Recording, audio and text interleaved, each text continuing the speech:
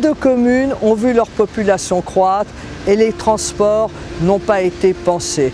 Il nous faut des RER plus fréquents, plus sécurisés, de meilleure qualité. Le RER E, par exemple, les rames sont vétustes.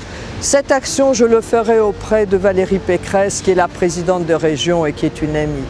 Il faut aussi que les horaires des bus soient adaptés aux arrivées des RER. Également, on a fait des RER, mais on n'a pas pensé au parking. On n'a pas pensé non plus au parking de rabattement, facile d'accès et peu cher. Par ailleurs, l'exactitude des transports est importante car aujourd'hui vous avez des entreprises parisiennes qui ne recrutent pas les gens qui habitent en seconde couronne de la région parisienne à cause des retards, à cause des RER qui n'arrivent pas. Au-delà des transports en commun, il faut aussi prévoir des structures routières. Comment imaginer amener une population sur un territoire qui est complètement déjà saturé?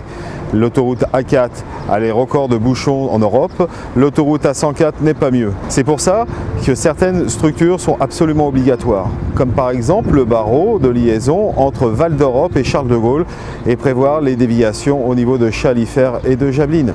Il faut aussi prévoir, concernant Roissy et Ozoir, des déviations qui permettent de contourner ces villes et qui permettent après à ces communes d'avoir un cadre de vie qui soit respecté. Mais encore une fois, le plus important, c'est pas de faire du logement, c'est d'adapter le logement à l'offre économique.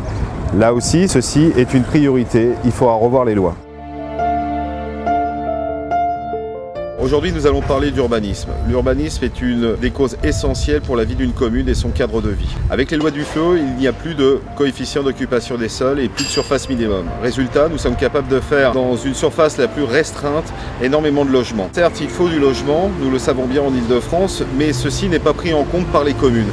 Résultat, les causes, c'est souvent un vrai problème pour pouvoir estimer les besoins communaux. Comme vous pouvez voir derrière moi, ce qu'il est possible de faire aujourd'hui avec les lois du FLO. Il faut absolument combattre et réformer ces lois qui, pour tous les maires de France, et y compris dans notre coin en forte expansion, est un vrai souci pour notre cadre de vie et les choix que nous avons faits pour notre commune et pour lesquels nous avons été élus.